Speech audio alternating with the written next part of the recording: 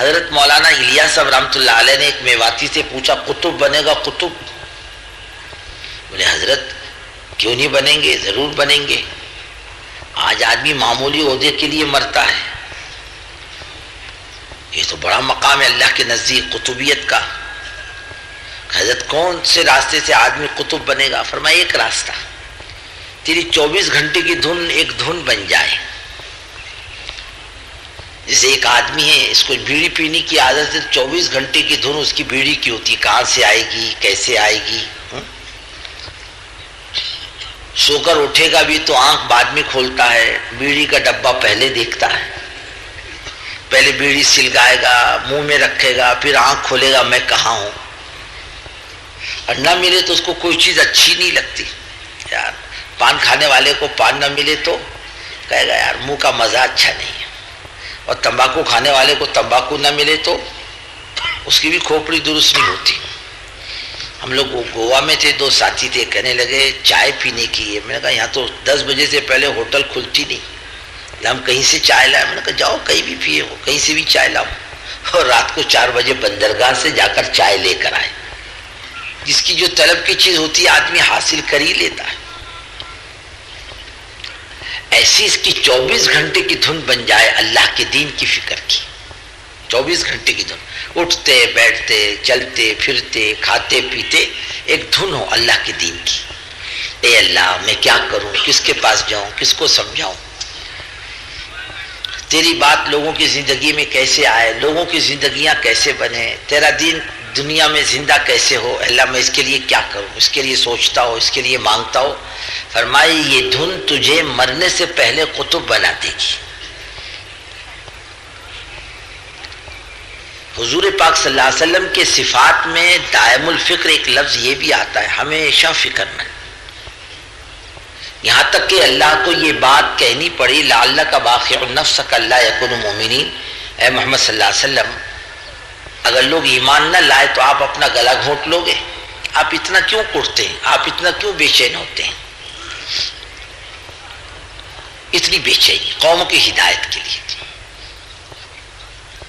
تو بزرگوں دوستو یہ فکروں کی بڑی قیمت ہے اللہ کے نزدیک، بڑا مقام ہے. اللہ بہت دیں گے اس پر. اور دائی کی اصل زندگی فکریں ہیں. ایک آدمی نماز پڑھتا ہے، روزہ رکھتا ہے، تسبیح پڑھتا ہے، تلاوت کرتا ہے، جب تک زندہ رہے گا اس کے عمل باقی رہیں گے. وہ مر جائے گا اس کے عمل بھی ختم ہو جائیں گے. لیکن ایک آدمی اپنے بعد ہزاروں کو چھوڑ گیا دین پر چلنے والا، یہ مر گیا، اس کی نیکی نہیں مرے گی، اس کی نیکی باقی رہے گی، اس کی نیکی نہیں مرے گی. ہزاروں آدمی دین پر چل رہے ہوں گے، تسبیح تلاوت کر رہے ہوں گے، صحیح زندگی بنا رہے ہوں گے، دوسروں کی زندگی کی فکر کر رہے ہوں گے، یہ کمائی ہے اس کی، یہ مر گیا، اس کی نیکی نہیں مری، یہ کمائی ہے مستقل.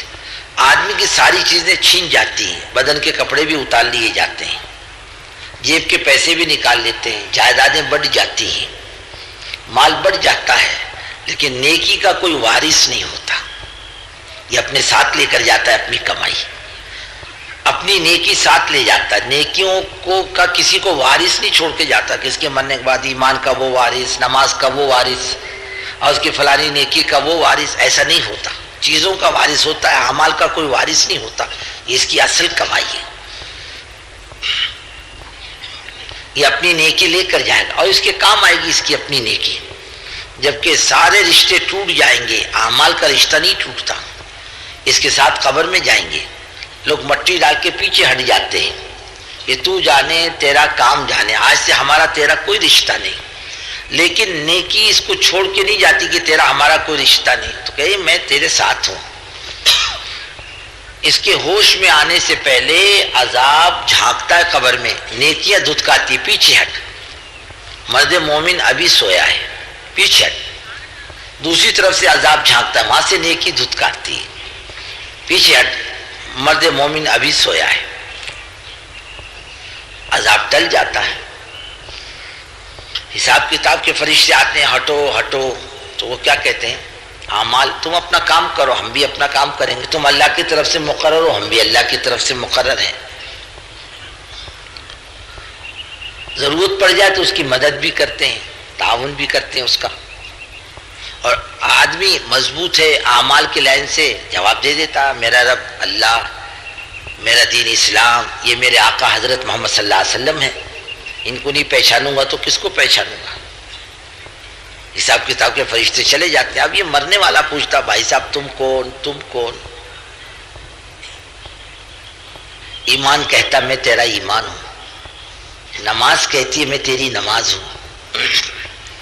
یہ کلام پاک جس کو کبھی دن کے اجالے میں، کبھی رات کے اندھیرے میں، کبھی نماز میں، کبھی نماز سے باہر یہ تلاوت کرتا ہے، یہ بھی خوبصورت جوان کی شکل میں رہتا ہے، جنت سے بستر لے کر آتا ہے، اس کی قبر میں بستر بچھاتا ہے، اپنی رحمت کے پروں میں سمیٹتا ہے، اللہ سے لڑائی جھگڑا کرتا ہے، اور اللہ سے مرنے والے کی سفارش کرتا ہے۔ اللہ کے نزدیک نبیوں اور فرشتوں سے زیادہ معتبر ہے کلام پاک کی سفارش، یہ ساتھ رہتا ہے۔ یہ پوچھتا، بھائی صاحب آپ کون؟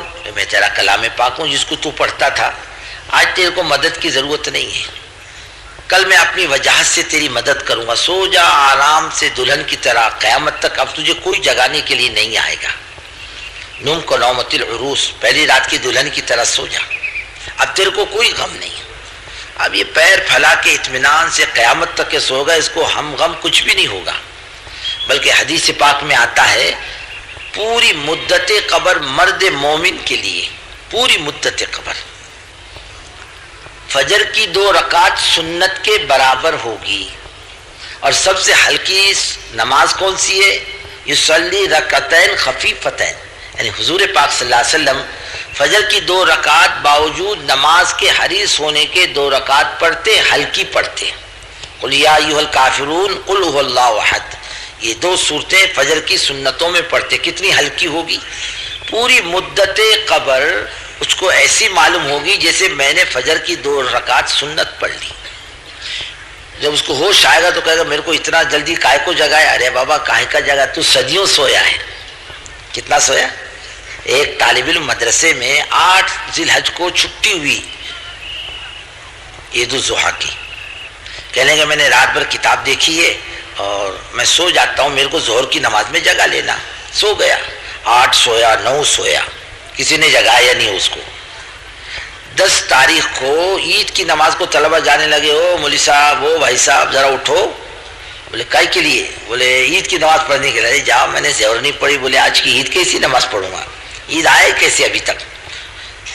ارے اللہ کے بندے آج 10 تاریخ، ہاں اٹھ کے بیٹھا 10 تاریخ؟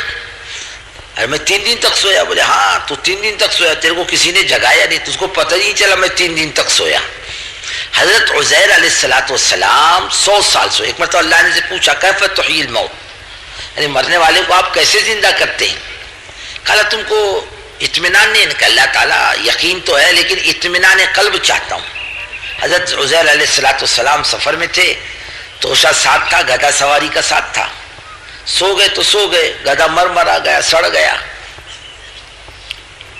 اور کھانا نہیں سڑا، ویسے ہی رہے کھانا۔ 100 سال کے بعد حضرت عزیر کو ہوش آیا۔ اتنے سال کے بعد اب اٹھے، اے عزیر کم لبست؟ قال لبست یومن او بعض یوم، ایک دن یا ایک دن سے کم بیش سویا ہوں۔ ارے فرمایا سوئے ہو تم 100 سال تک، 100 عام، 100 سال تک۔ فانظر الی طعامک و شرابک لم یتسنى، دیکھو تمہارے کھانے پینے کو یہ نہیں سڑا، گدھا مرا گیا تمہارا۔ ہاں 100 سال سوئے؟ ان کو ہاں 100 سال سوئے، اور ان کو پتہ بھی نہیں چلا میں 100 سال سویا۔ ہے نا بھائی؟ ایک 1900 میرے خیال سے 60-61 کی بات ہے، ایک ٹرین بمبئی سے چلتی تھی نا، سکندرآباد بمبئی سے حیدرآباد تک، وہ حیدرآباد سے پہلے وہ پل ٹوٹ گیا تھا بارش کے موسم میں، اس کو پتہ نہیں چلا ڈرائیور کو، اس نے گاڑی چلائی اور گر گیا کھائی میں، آگے کے سارے ڈبے کھائی میں، چیخ پکار، ہنگامہ، شور، لوگ دوڑے۔ ایک دن تک 24 گھنٹے تک یا 30-40 گھنٹے تک ٹرین وہاں رکی رہی، سارا کام ہوتا رہا. پیچھے آخری ڈبے میں ایک بنیا مارواڑی سویا تھا, بمبئی سے گیا تھا مال خریدنے حیدرآباد. اس کو 2 دن کے بعد اس کی آنکھ کھلی, پوچھ کے کھڑے ہو کر پوچھنے لگا, بھائی صاحب یہ کون سا اسٹیشن ہے؟ ارے اسٹیشن کے بچے بولے لوگ مر رہے, تیرے کو پتہ ہی نہیں کیا ہو رہا؟ بھائی میں پیر پھیلا کر اطمینان کی نیند سوتا رہا, مجھے پتہ ہی نہیں چلا کیا ہوا. یہ دنیا کے حالات ہیں, پتہ ہی نہیں چلتا. ایسے مرد مومن کو قبر کی مدت کا پتہ ہی نہیں چلے گا. ارے وہ کون سی قبر, کون سا حساب کتاب. میں نے کہا ان منزلوں سے میں تو گزر چکا, گزر گیا؟ انہوں نے کہا ہاں بالکل گزر گیا. جیسے وَيَمُرُّ عَلَى الصِّرَاطِ كَالْبَرْقِ, یعنی نمازی پل صراط پر سے ایسے گزرے گا 500 سال کے راستے پر جیسے بجلی گرجتی ہے اور 2 سیکنڈ میں غائب, ایسے 500 سال کی مسافت طے کر لے گا اور پوچھے گا پل صراط کہاں ہے؟ ارے تو گزر کے آیا ابھی پل صراط سے. ایسے مرد مومن کو قبر میں صدیوں کے سونے کے بعد بھی ایسا ہی محسوس ہوگا, میں ابھی سویا, اور کہے گا اتنے جلدی کائے کو جگایا میرے کو, میں ابھی تو سویا تھا. ارے بابا ابھی نہیں سویا, تیرے کو سو کر 100 سال ہوئے, 150 سال ہوئے. دھلیے کے اجتماع میں جب تیسرے دن بارش ہوئی, قوم پیر پھیلا کے مزے سے سو رہی تھی. لوگوں نے اٹھا رہے اٹھو بارش ہو رہی ہے. ارے اتنی جلدی تہجد کو کائے کو جگاتے بولے ہم کو؟ ارے تہجد نہیں, بارش ہو رہی ہے. ارے کائے کی بارش ہو رہی؟ پھر سو گئے, پتہ ہی نہیں چلا. وہ کہتے ہمارے اوپر بارش آئی نہیں. ایسے بزرگوں, یہ اعمال والا مرد مومن قبر میں صدیوں سوئے گا, پتہ بھی نہیں چلے گا میں سویا, اتنے اطمینان سے سوئے گا, ہم غم کچھ بھی نہیں.